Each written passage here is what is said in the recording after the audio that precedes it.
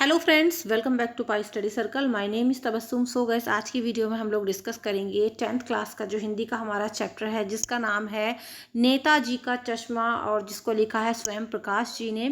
सो इसकी पूरी एक्सप्लेनेशन यहाँ पर मैं आपके साथ डिस्कस करने वाली हूँ। पूरी स्टोरी को बहुत आसान सी और मज़ेदार सी तरीके से हम लोग यहाँ पर समझेंगे।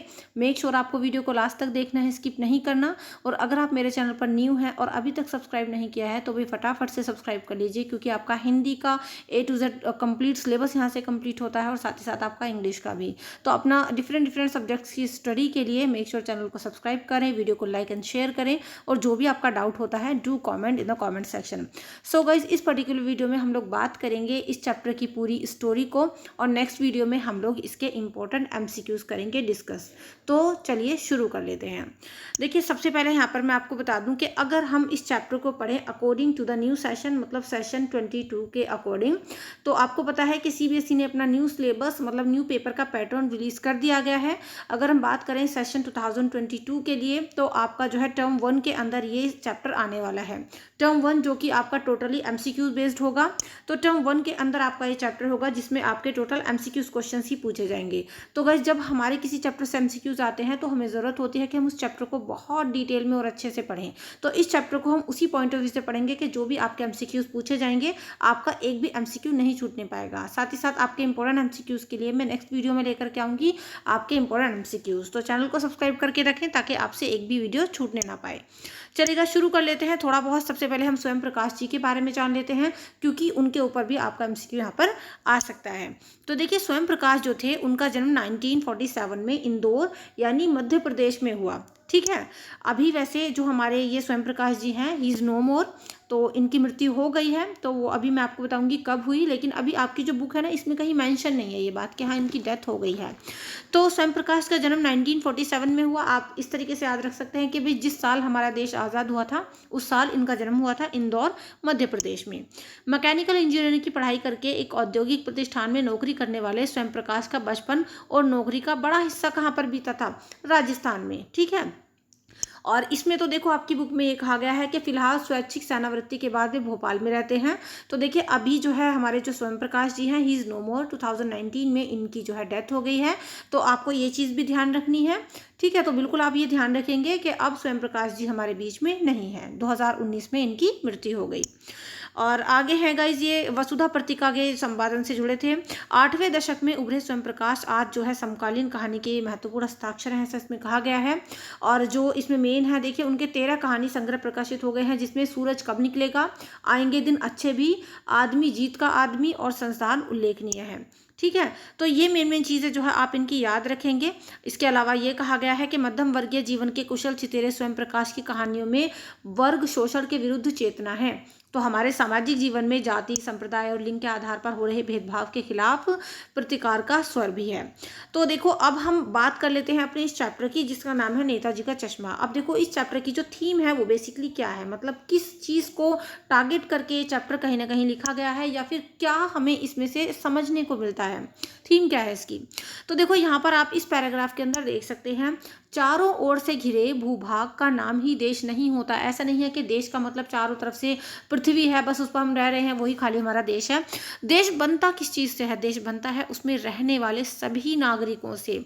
जितने भी देश के अंदर इंसान रहते हैं, नागरिक रहते हैं, उन सभी से हमारा देश बनता है। नदियों से, पहाड़ों से, पेड़ पौधे, वनस्पति, पशु पक्षियों, है ना। और इन सब से प्रेम करना तथा इनकी समृद्धि के लिए प्रयास करने का नाम क्या है? देशभक्ति। हमारे देश के अंदर नागरिक हैं, नदियां हैं, पहाड़, पेड़ पौधे, वनस्पतियां, पशु पक्षी, और हम सबका क्या कर्तव्य बनता है कि हम सब जो है इन सभी चीज़ों की समृद्धि के लिए कोशिश में लगे रहें। और यही हमारी क्या कहलाती है गाइस? यही हमारी देशभक्ति है।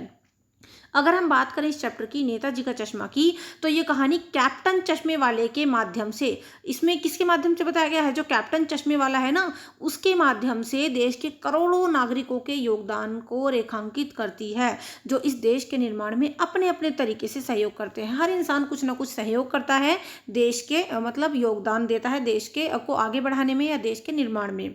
तो ये कहानी हमें ये बताती है कि केवल बच्चे ही, बड़े ही नहीं, बच्चे भी कहीं ना कहीं देशभक्ति में शामिल है। है और हर इंसान के अंदर देशभक्ति का थोड़ा बहुत जज्बा ज़रूर होता है। चलिए गाइस देख लेते हैं आपकी स्टोरी जो बेसिकली हमारी यहाँ से स्टार्ट हो रही है, नेताजी का चश्मा। तो नेताजी का चश्मा जब हमारी स्टोरी स्टार्ट होती है तो इसमें हवलदार साहब जो हैं उनके कैरेक्टर से स्टोरी स्टार्ट होती है। देखो जो हवलदार साहब हैं उनको हर 15वें दिन कंपनी के काम के सिलसिले में एक कस्बा है, उस कस्बे से गुजरना पड़ता है, मतलब एक टाउन है वहाँ से उनको गुजरना पड़ता है। तो कस्बा बहुत बड़ा नहीं था और इसमें जो ज़्यादा कुछ पक्के मकान भी बहुत ज़्यादा नहीं थे और एक बाज़ार था, इसमें बहुत ज़्यादा बड़ा बाजार नहीं था। और कस्बों में एक लड़कों का स्कूल था, एक लड़कियों का स्कूल, इसके अलावा एक सीमेंट का कारखाना, 2 ओपन एयर सिनेमा घर, एक नगर पालिका भी थी। तो इसमें अब देखो ये जो कस्बे में मेन चीज़ें हैं वो यहाँ पर बताई गई हैं। इसके अलावा ये है कि नगर पालिका वहाँ पर थी तो कुछ ना कुछ करती भी रहती थी, मतलब जो भी सोशल वर्क, मतलब जो भी वहाँ पर काम थे, इंस्ट्रक्शन वगैरह के छोटे मोटे काम करवा दिए, जैसे कि कोई सड़क थी तो उसको पक्का करवा दिया है ना, कहीं टॉयलेट वगैरह बनवा दिए, तो नगर पालिका ये सारे काम करती रहती थी। कभी कबूतरों की छतरी बनवा दी तो कभी कवि सम्मेलन करवा दिए। अब ये नगर पालिका के किसी उत्साही बोर्ड या फिर प्रशासनिक अधिकारी ने एक बार क्या सोचा, किसी अधिकारी ने एक बार, नगर पालिका के किसी अधिकारी ने एक बार ये सोचा कि भाई शहर के मुख्य बाजार के जो मुख्य चौराहा है, मतलब जो मेन मार्केट है उस कस्बे की, उस मेन मार्केट के मेन चौराहे पर नेताजी सुभाष चंद्र बोस की एक संगमरमर की प्रतिमा का मतलब मूर्ति लगवा दी जाए। तो ऐसा उन्होंने सोचा कि क्यों ना ये जो इस मेन बाजार का मेन चौराहा है इस पर नेताजी सुभाष चंद्र बोस की एक संगमरमर की प्रतिमा लगवा दी जाए, है ना, जैसे कि ताजमहल आपने सुना संगमरमर से बना हुआ है। तो ये कहानी क्या बताती है, ये कहानी उस प्रतिमा के बारे में, उस मूर्ति के बारे में है ना। तो उस मूर्ति के बारे में है, बल्कि उससे भी एक छोटी सी चीज़ है, उसके भी एक छोटा सा हिस्सा है, उसके बारे में है। तो बेसिकली किसके बारे में है, मूर्ति के लगे चश्मे के बारे में है। और यहीं से इस चैप्टर का नाम क्या है, नेताजी का चश्मा। तो नेताजी जो है उनकी मूर्ति को लगाने के बारे में सोचा कि भाई क्यों ना चौराहे पर नेताजी की मूर्ति लगा दी जाए। तो ये जो कहानी है नेताजी की मूर्ति के बारे में तो है ही, लेकिन साथ जो मेन पॉइंट है उसका वो है नेताजी का चश्मा, चश्मे के बारे में ये कहानी है पूरी की पूरी। ठीक है, तो अब देखो ये है कि पूरी बात तो अब पता नहीं, लेकिन लगता है कि देश के अच्छे मूर्तिकारों की जानकारी नहीं थी और ऐसा भी हुआ होगा कि भी मूर्ति में जितनी लागत लगने वाली थी वो बजट से कहीं ऊपर चली गई हो, है ना, कि जब उन्होंने सोचा कि चलो भाई मूर्ति बनवा देते हैं, नगर पालिका ने सोचा कि चलो मूर्ति बनवा देते हैं, तो वो जो मूर्ति में उन्होंने बजट डिसाइड किया कि हाँ इतना बजट लगेगा, तो हो सकता है कि वो बजट से कहीं ज़्यादा उसमें जो है बजट आ गया हो, है ना। तो फिर क्या किया उन्होंने कि किसी स्थानीय कलाकार को ही अवसर देने का निर्णय किया गया होगा, कि सोचा होगा कि चलो ऐसा करते हैं, यहाँ का कोई स्थानीय कलाकार है उसी को मौका दे देते हैं और वही जो है बनवा देगा इस तरीके से मूर्ति को। अंत में कस्बे के इकलौते हाई स्कूल के इकलौते ड्राइंग मास्टर, मान लीजिए जिनका नाम है मोतीलाल जी, को ये काम सौंप दिया गया होगा। उनसे कह दिया गया होगा कि भाई बजट ज़्यादा बैठ रहा है, तुम एक काम करो, आप जो है ड्राइंग मास्टर हो तो आप जो है ड्राइंग बना दो मूर्ति की, कि किस तरीके की मूर्ति बनेगी। तो जो ड्राइंग मास्टर है महीने भर में ही मूर्ति बनाकर पटक देने का विश्वास दिला रहे होंगे। तो ऐसा कुछ यहाँ पर कहा जा रहा है। आगे गाइस जैसा कि कहा जा चुका है कि मूर्ति संगमरमर की थी, है ना, मूर्ति संगमरमर की थी। टोपी की नोक से कोट के दूसरे बटन तक 2 फुट ऊंची थी, जिसे कहते हैं बस्ट। क्या कहते हैं, बस्ट कहते हैं उसके। देखो ध्यान रखना है, एमसीक्यूज में कहीं से भी आपका क्वेश्चन बन जाता है। मूर्ति सुंदर भी थी, नेताजी सुंदर भी लग रहे थे। जब ये जो है मूर्ति बनकर तैयार हुई तो नेताजी सुंदर भी लग रहे थे। कैसे कैसे लग रहे थे, कुछ कुछ मासूम और कमसिन, है ना, फौजी वर्दी में थे। जैसा कि आपने देखा होगा नेताजी सुभाष चंद्र बोस की जो अमूमन मूर्तियां रहती हैं वो उनकी वर्दी में रहती हैं, चश्मा भी रहता है, टोपी भी उन्होंने पहन के वो रखते हैं मूर्तियों के अंदर। तो मूर्ति को देखते ही दिल्ली चलो और तुम मुझे खून दो वगैरह ये सारे जो है डायलॉग याद आने लगते होंगे। इस तरीके की मूर्ति थी, है ना, कि नेताजी की मूर्ति को देखते ही याद आया कि भाई दिल्ली चलो का उन्होंने नारा दिया, तुम मुझे खून दो मैं तुम्हें आज़ादी दूंगा, इस तरीके के नारे याद आने लगते हैं उनकी मूर्ति को देखकर। इस दृष्टि से यह सफल है। तो इस तरीके से मतलब मूर्ति अच्छी बनी हुई है। केवल एक चीज़ की कसर थी, देखो मूर्ति काफ़ी बढ़िया थी, एकदम बेहतरीन थी, लेकिन एक चीज़ की कसर थी। और कसर किस चीज़ की थी, और वो कसर ऐसी थी कि देखते ही खटक रही थी। वो कसर इस चीज़ की थी कि नेताजी की आंखों पर चश्मा नहीं था। नेताजी की आंखों पर चश्मा नहीं था, कसर इस बात की थी, लेकिन यानी चश्मा तो था, संगमरमर का नहीं था। तो नेताजी की आंखों पर जो है चश्मा लगा हुआ था, वो जैसे कि बनाते हैं ना कि भाई मूर्ति तो पूरी संगमरमर की है, तो उसमें चश्मे को भी इसी तरीके से शेप दे दिया, लेकिन जो उनका चश्मा था ना वो संगमरमर का नहीं था, बल्कि कैसा था, एक सामान्य सच्ची मुच्ची का चश्मा था उस पर लगा हुआ। तो सचमुच का चश्मा था। अब मान लो पत्थर की तो मूर्ति है संगमरमर की, और चश्मा उसमें सच्ची में का है, तो थोड़ी सी अजीब लगी देखने में, है ना। और चश्मे का चौड़ा काला फ्रेम मूर्ति को पहना दिया गया था, बड़ा बड़ा एकदम काला चौड़ा वाला फ्रेम उसको मूर्ति को पहना दिया गया था। अमूमन क्या होता है, जो नेताजी का चश्मा होता है वो इस तरीके से गोल उस सर्कल का होता है, वो गोल वाला पहनते थे। लेकिन यहाँ पर जो है नेताजी की फ्रेम ने इस तरीके का चौकोर वाला जो होता है ना चौड़ा फ्रेम, वो पहना हुआ था अभी इस बार मूर्ति ने। हवलदार साहब जब पहली बार इस कस्बे से गुजरे, क्योंकि हवलदार साहब से हमारी स्टोरी शुरू हुई थी। अब देखो, जब हवलदार साहब पहली बार इस कस्बे से गुजरे और उन्होंने क्या किया, वो चौराहे पर पान खाने के लिए रुक गए। तभी उन्होंने देखा कि भाई नेताजी का चश्मा तो थोड़ा अजीब लग रहा है, मतलब पूरी मूर्ति तो संगमरमर की है, लेकिन नेताजी का चश्मा जो है वो तो रियल वाला है। तो तभी उस पूरी मूर्ति को और चश्मे को देखकर जो हमारे हवलदार साहब हैं, उनके चेहरे पर एकदम से मुस्कुराहट सी आ गई कि भाई वाह, क्या आइडिया है, ये आइडिया बढ़िया है। मूर्ति तो पत्थर की है लेकिन चश्मा रियल है। तो मूर्ति पत्थर की और चश्मा रियल, तो ये उनको अच्छा लगा आइडिया। किसको? हवलदार साहब को। अब देखो हवलदार साहब ने क्या किया, जीप कस्बा छोड़कर आगे बढ़ गई। हवलदार साहब ने क्या किया, तो जीप को तो आगे बढ़ा दिया। तब भी हवलदार साहब इस मूर्ति के बारे में ही सोचते रहे। मतलब हवलदार साहब जीप में बैठकर निकल तो आगे गए उस मूर्ति को देखते हुए, लेकिन अभी भी उनके दिमाग में उन मूर्ति के बारे में ही चल रहा था। और अंत में वो सोचते सोचते, क्योंकि देखो हर इंसान के दिमाग में यही बात आएगी कि भाई अगर मूर्ति संगमरमर की है तो फिर इस पर जो चश्मा है वो भी संगमरमर का होना चाहिए, पत्थर का ही होना चाहिए, रियल क्यों है। तो अब उन्होंने देख तो लिया हवलदार साहब ने इस चश्मे को कि चश्मा रियल है, लेकिन उनके दिमाग में यही चीज़ थी। अपनी जीप में बैठकर वो आगे निकल तो गए, लेकिन काफ़ी सारी चीज़ें वो सोच रहे थे कि क्यों इस पर जो चश्मा है वो रियल होगा। तो अंत में वो इस निष्कर्ष पर पहुंचे, सोच साच कर खूब, कि कस्बे के नागरिकों का यह प्रयास रहा होगा कि हो सकता है महत्व मूर्ति के रंग रूप या फिर कद का नहीं है। मतलब यहाँ पर ये सोच रहे हैं हमारे हवलदार साहब के नागरिकों का प्रयास बढ़िया है जिन्होंने इस मूर्ति को बनवाया है। यहाँ पर महत्व मूर्ति के रंग रूप या कद का नहीं है, बल्कि उस भावना का है। वरना तो देशभक्ति भी आजकल मजाक की चीज़ होती जा रही है। अब दूसरी, इस बार तो निकल गए सोचते सोचते मुस्कुराते हुए हवलदार साहब। दूसरी बार क्या हुआ, दूसरी बार जब हवलदार साहब उधर से गुजरे तो उन्हें मूर्ति में थोड़ा सा कुछ फर्क सा दिखाई दिया। अब जब उन्होंने ध्यान से देखा तो उन्हें पता चला कि जो पहले वाला चश्मा था ना मूर्ति ने वो नहीं पहना, अब तो मूर्ति ने दूसरा वाला चश्मा पहन रखा है। पहला कैसा था, पहला चश्मा जो था वो तो मोटे फ्रेम वाला था, है ना, चौकोर चश्मा था। चौकोर का मतलब कुछ इस तरीके का चश्मा था, है ना, मूर्ति पर जब पहले ही मूर्ति ने पहना होगा। और अब जो है मोटे फ्रेम वाला चौकोर चश्मा था, अब तार के फ्रेम वाला कैसा चश्मा है, अब तार के फ्रेम वाला गोल चश्मा है, इस तरीके से। तो हवलदार साहब का जो एक उत्सुकता होती है ना वो और ज़्यादा बढ़ गई। तो वाह भाई वाह, ये आइडिया बढ़िया है। उन्होंने सोचा कि भाई मूर्ति कपड़े तो नहीं बदल सकती लेकिन चश्मा तो बदल सकती है, तो ये आइडिया बढ़िया है। उन्होंने सोचा कि मूर्ति कपड़े तो नहीं बदल सकती लेकिन चश्मा बदल सकती है। और फिर दूसरी बार तो ये बदला हुआ मिला ही। इसके बाद क्या हुआ गाइस, इसके बाद तीसरी बार जब हवलदार साहब उधर को निकले तो तीसरी बार फिर भी नया ही चश्मा था। तो देखो अब उनके दिमाग में एक ना एक चीज़ें आई रही होगी कि आखिर ये चश्मे बार बार कौन बदल रहा है। अब हवलदार साहब की क्या हुआ, आदत पड़ गई, जब भी वो कस्बे से गुजरते थे तो उस चौराहे पर ज़रूर रुकते थे और रुककर मूर्ति को ध्यान से देखते थे।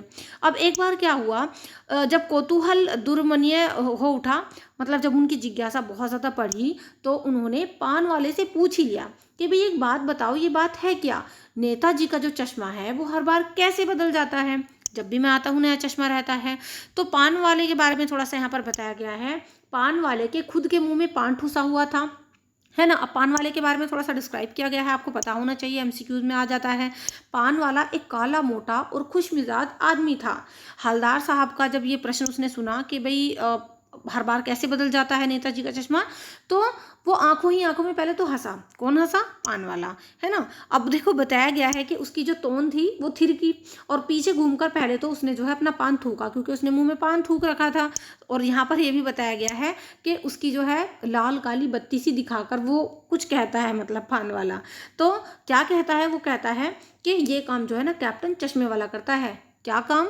मतलब चश्मे को बार बार बदलने का जो काम है वो कैप्टन चश्मे वाला करता है। ये बात पान वाले ने किससे बताई? हवलदार साहब से। ठीक है, तो बता दिया कि भाई कौन करता है इसको चेंज करने का काम। तो देखो क्या करता है, हवलदार साहब कुछ समझ नहीं पाए कि कैप्टन चश्मे चेंज क्यों कर देता है। तो पान वाले ने फिर उनको समझाया, तो वो चश्मे चेंज क्यों करता है, हवलदार अब भी सब समझ नहीं पाए थे। तो उसने सोचा, उसने कहा फिर, मतलब पान वाले ने ये बोला कि मान लो कोई ग्राहक आ जाए या उसको जो है मान लो उस तरीके का चश्मा चाहिए जैसा उसने नेताजी को पहनाया है, तो कैप्टन किधर से लाएगा? कैप्टन क्या करेगा? कैप्टन ने जो चश्मा नेताजी को पहनाया है, अगर किसी ग्राहक ने वैसा मांग लिया तो वो जो है उसको उतार करके तो ग्राहक को दे देता है, फिर उसकी जगह जो है वो दूसरा चश्मा बिठा देता है। बिठा देगा मतलब नेताजी को लगा देता है ना। तो इसने पान वाले ने बताया ये सारी चीज़, किसको बताई है? हवलदार साहब को, कि कैप्टन जो है नया चश्मा लगाता है और जब उसका ग्राहक उससे उस तरीके का चश्मा मांगता है तो वो वाला तो उतार लेता है और उसकी जगह पर कोई नया चश्मे का फ्रेम लगा देता है। अब देखो, अब हवलदार साहब को कुछ कुछ बात समझ में आ गई थी। एक चश्मे वाला है जिसका नाम कैप्टन है, उसे नेताजी की बगैर चश्मे वाली मूर्ति जो है अच्छी नहीं लगती, बुरी लगती है, और बल्कि उसे बड़ी चोट पहुंचती है जब वो बगैर चश्मे की मूर्ति देखता है, मानो जो है बगैर चश्मे के नेताजी को बड़ी दिक्कत हो रही हो।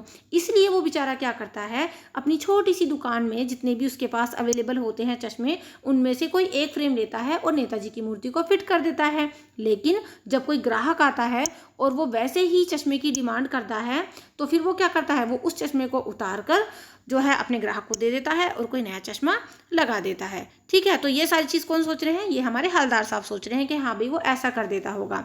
और वो ऐसा करते समय क्या करता होगा, वो कहता होगा नेताजी की मूर्ति से कि भी मुझे माफ़ करना, मैं अभी आपको नया चश्मा लगा रहा हूँ, है ना। तो ऐसा सोच रहे हैं हमारे हवलदार साहब। दोबारा फिर वो दूसरा फ्रेम लगा देता होगा। फिर हवलदार साहब ये सोचते हैं कि भी वाह भाई वाह, बढ़िया आइडिया है वैसे तो, हर बार नया चश्मा लगा देता है, जब कोई ग्राहक मांगता है तो वो उस चश्मे को उतार कर ग्राहक को दे देता है, फिर नया चश्मा लगा देता है। लेकिन आगे जो है हवलदार साहब ये सोचते हैं कि अभी भी मुझे एक बात समझ में नहीं आई। हवलदार साहब ने ये पूछा कि आखिर नेताजी का ना ओरिजिनल चश्मा कहाँ है? भाई ये तो सारे वैसे चश्मे हैं, तो ओरिजिनल चश्मा कहाँ गया? तो पान वाला जो है अब जो है मुंह में जो उसने पान ठूसा हुआ था, पान वाला दूसरा पान मुंह में ठूस चुका था। दोपहर का समय था, दुकान पर भीड़ भाड़ भी नहीं थी, तो वो फिर आंखों ही आंखों में हंसा पान वाला। तोंद उसने थिरकाई और कत्थे की डंटी फेंककर पीछे मुड़कर फिर से उसने थूका और मुस्कुराता हुआ बोला कि मास्टर बनाना भूल गया। मतलब जिसने इस मूर्ति को बनाया है ना, वो ओरिजिनल चश्मा बनाना ही भूल गया, ये बताया पान वाले ने। अब पान वाले के लिए ये एक मज़ेदार बात थी, लेकिन हवलदार साहब चकित और द्रवित करने वाली बात थी। मतलब हवलदार साहब बड़े ना हैरान से हुए कि ऐसा कैसे हो सकता है, कोई कैसे भूल गया चश्मा बनाना। यानी वो ठीक ही सोच रहे थे।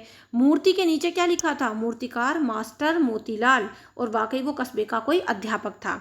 बेचारे ने जल्दी जल्दी मूर्ति बनाकर जो है पटक दी होगी, वादा कर लिया होगा कि मैं जल्दी में बना लूँगा, लेकिन वो पत्थर पर जो है चश्मा बनाना भूल गए होंगे। और हो सकता है वो ये सोच रहे हों कि भाई मैं चश्मे पर इस पर जो है मतलब मूर्ति पर कैसा चश्मा लगाऊं, पत्थर में पारदर्शी चश्मा लगाऊं या कांच वाला लगाऊं। तो हो सकता है वो तय नहीं कर पाया हो, या फिर उसने कोशिश की भी होगी चश्मा लगाने की तो वो सफल नहीं हो पाया हो, या फिर हो सकता है बनाते बनाते ही उसका चश्मा जो है टूट गया हो, है ना, या फिर पत्थर का चश्मा अलग से बनाकर फिट हो गया हो और बाद में वो निकल गया हो। तो ये इतनी सारी बात कौन सोच रहे हैं? हमारे हवलदार साहब सोच रहे हैं कि बनाने वाले ने जब मूर्ति को बनाया होगा तो हो सकता है कोशिश की हो सकता है लगा दिया हो सकता है टूट गया हो, निकल कर गया, गिर गया हो, बना नहीं पाया हो। तो ये सारी चीज़ें वो सोच रहे थे।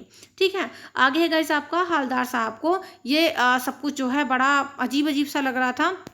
लेकिन इन सब चीज़ों के बाद एक चीज़ थी, हवलदार साहब जो है चश्मे वाले की देशभक्ति के सामने एकदम नतमस्तक हो गए, है ना। सोच रहे थे कि बाकी में देशभक्त इंसान है जो बार बार नेताजी की चश्मा मूर्ति पर चश्मा लगा रहा है। फिर क्या किया, वो जीप की तरफ चले, लेकिन फिर थोड़ी सी देर रुके, पान वाले के पास जो है वापस से मुड़ कर के आए और उन्होंने पूछा क्या कैप्टन चश्मे वाले नेताजी का साथी है या आज़ाद हिंद फौज का भूतपूर्व सिपाही? मतलब जो एक कैप्टन है, क्या ये नेताजी का साथी था या फिर आज़ाद हिंद फौज का कोई पुराना सिपाही था, जो मतलब इसके दिल में इतनी देशभक्ति हो रही है, बार बार चश्मे लगा देता है। चलिए अब देखो हमारा पान वाला क्या जवाब देगा। आगे बढ़ने से पहले अगर अभी तक आपने लाइक नहीं किया है तो मेक श्योर लाइक ज़रूर करें, वीडियो को शेयर करें और मेरे चैनल पर पहली बार आए हो तो सब्सक्राइब करके जाएँ। स्टोरी को हम बहुत अच्छे से यहाँ पर समझ रहे हैं ताकि आपका एक भी मल्टीपल चॉइस क्वेश्चन ना छूटे। ठीक है, नेक्स्ट वीडियो में हम इसके एमसीक्यूज भी डिस्कस करेंगे।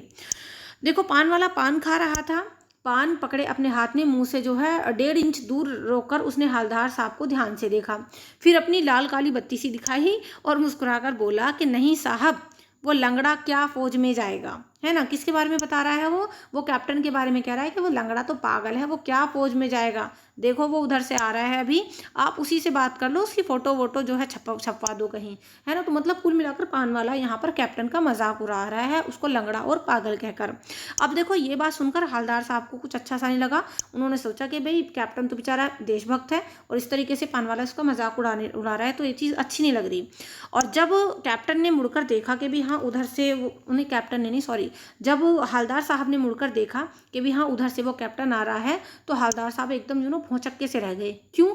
क्योंकि वो जो कैप्टन था वो बेहद ही बूढ़ा सा, मरियल सा, लंगड़ा सा आदमी था, और जिसके सिर पर गांधी की टोपी थी और आंखों पर काला चश्मा लगाए हुए था, और एक हाथ में अपनी छोटी सी संदूकची और दूसरे हाथ में एक बांस पर टंगे हुए बहुत सारे चश्मे लेकर एक गली से निकला था। मतलब ये जो कैप्टन था इसकी अपनी कोई पर्टिकुलर शॉप नहीं थी अपने चश्मों की, बल्कि ये तो गली गली घूम कर, मतलब एक हाथ में इसके जो है संदूकची थी और दूसरे में कुछ मतलब बांस पर कुछ चश्मे लटका कर वो घूम रहा था। तो और एक बंद दुकान के सहारे अपना बांस टिका रहा था।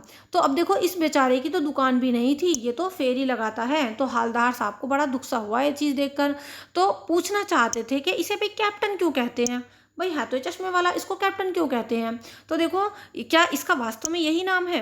तो पान वाले ने साफ साफ बताया कि बता दिया था कि अब वह इस बारे में और बात करने को तैयार नहीं, मतलब मैं डिटेल में क्यों बताऊं भाई कि कैप्टन इसका नाम क्यों है, क्या है। तो उसने नहीं बताया इसके बाद कुछ भी। तो ड्राइवर भी बेचैन हो रहा था क्योंकि ड्राइवर वेट कर रहा था, हवलदार साहब रुककर पान वाले से बात करने लग गए थे, है ना। तो ड्राइवर बेचैन था, हवलदार साहब जीप में बैठकर फिर चले गए। अब देखो यहाँ पर ये रहा नेताजी का चश्मा लगाता हुआ, ये रहा हमारा कैप्टन है शायद, जो बूढ़ा मरियल सा आदमी जिसके सिर पर गांधी जी की टोपी है, आप इधर देख सकते हैं उसके चश्मे का फ्रेम की ये रहा। तो मतलब एक अच्छा सा यहाँ पर पिक्चर इन्होंने यूज़ किया है आपकी बुक के अंदर, और काफ़ी इंटरेस्टिंग और अट्रैक्टिव पिक्चर है ये। तो देखो अब हवलदार साहब अपनी जीप में बैठकर यहाँ से चले गए।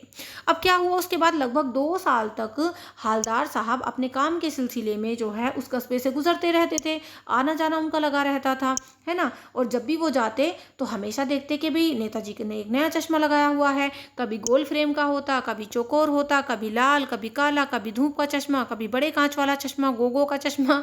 तो पर कोई ना कोई चश्मा होता ज़रूर था। उस धूल भरी यात्रा में हाल साहब को कोतक और प्रफुल्लता से कुछ क्षण देने के लिए और कुछ सेकंड्स वहां पर रुककर हवलदार साहब देखते भी थे कि भी आज नेताजी ने कौन सा चश्मा लगाया है।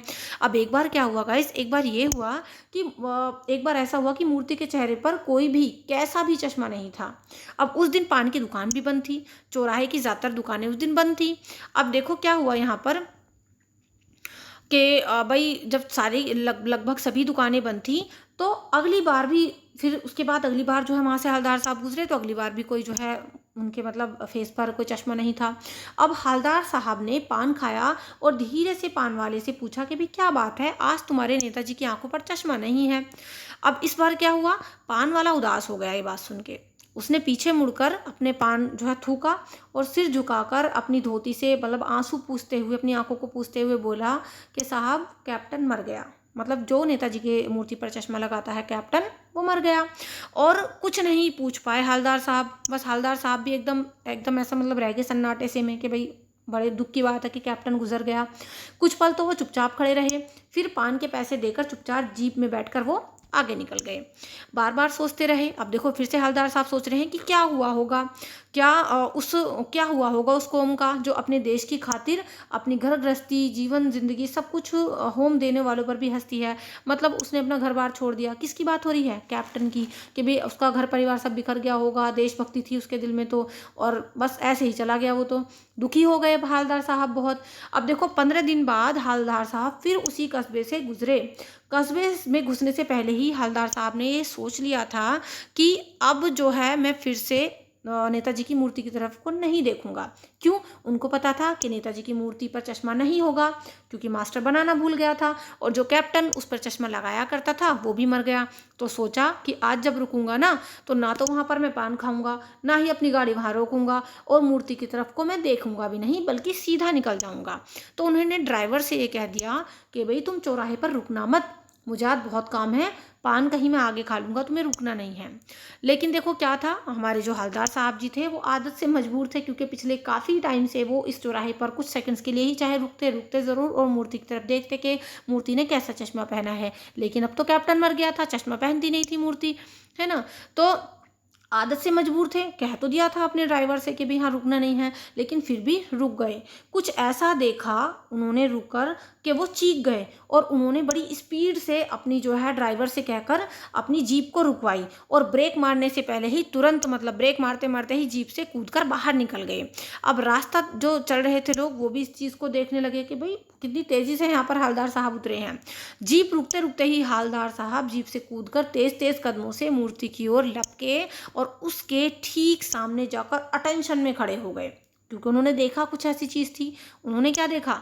उन्होंने देखा कि भाई मूर्ति की आंखों पर सरकंडे से बना छोटा सा चश्मा रखा हुआ था, है ना। सरकंडे मतलब जैसे कि लकड़ी वगैरह का होता है, मानो जैसे बच्चे बना लेते हैं। तो हवलदार साहब भावुक हो गए और इतनी सी बात पर उनकी आंखें भर आईं। तो विद दिस हमारा चैप्टर ख़त्म होता है। मतलब यहाँ पर क्या होता है चैप्टर के एंड में कि चश्मा पहना मूर्ति को चश्मा पहनाने वाला बेशक कैप्टन मर गया हो, लेकिन कहीं ना कहीं जो हमारे देश के लोग होते हैं, जो नागरिक होते हैं, चाहे वो बच्चे ही क्यों ना हो, देशभक्ति की भावना कहीं ना कहीं हर किसी में रहती है। तो नेताजी के चश्मे को मूर्ति बेशक कैप्टन ने ना पहनाई, लेकिन किसी बच्चे ने सरकंडे से बना छोटा सा चश्मा उस दिन नेताजी को पहना दिया। तो इससे हमें क्या पता चलता है, यहाँ इस बात पर जो हमारे हवलदार साहब हैं वो भावुक हो गए और उन्हें लगा कि हाँ देशभक्ति की भावना हर किसी इंसान के अंदर पाई जाती है। सो गाइस, अच्छे से आपको आई थिंक चैप्टर समझ में आ गया होगा। वीडियो अच्छी लगी हो तो लाइक करें, अपने फ्रेंड्स का शेयर करें। मेरे चैनल पर पहली बार आए हो तो सब्सक्राइब जरूर करके जाएं। साथ ही साथ इंग्लिश का सिलेबस भी आपका चल रहा है, उसको भी अटेम्प्ट करें। इसके अलावा गाइस, अगर आपको इंग्लिश का बेहतरीन सिलेबस अपना तैयार करना है, MCQs की सीरीज फॉलो करनी है, तो उसके लिए आप मेरे दूसरे चैनल को विजिट करें जिसका नाम है लर्न इंग्लिश बाय तबस्सुम। इस चैनल का लिंक मैं आपको नीचे डिस्क्रिप्शन बॉक्स में दे दूंगी। वहाँ पर आपका 10th वाले बच्चों का इंग्लिश का सिलेबस चल रहा है। इसके अलावा इस चैप्टर के MCQs के लिए हम नेक्स्ट वीडियो लेकर के आएंगे जिसमें आपके बहुत इंपॉर्टेंट जो MCQs हैं वो हम डिस्कस करने वाले हैं। वीडियो कैसी लगी है do comment in the comment section. मुझे पता है थोड़ी सी लंबी हो गई है वीडियो, बट मैंने कोशिश की है कि आपके MCQs ना छूटने पाए इस वीडियो को देखने के बाद। सो वीडियो थोड़ी सी भी अगर अच्छी लगी हो तो लाइक करें, शेयर करें, चैनल को सब्सक्राइब जरूर करके जाएं। बाकी जो भी आपका फीडबैक रहा हो उसको कमेंट करके मुझे जरूर बताएं। चलेगा, see you in the next video. Till then keep studying bye study. Thank you so much and good bye.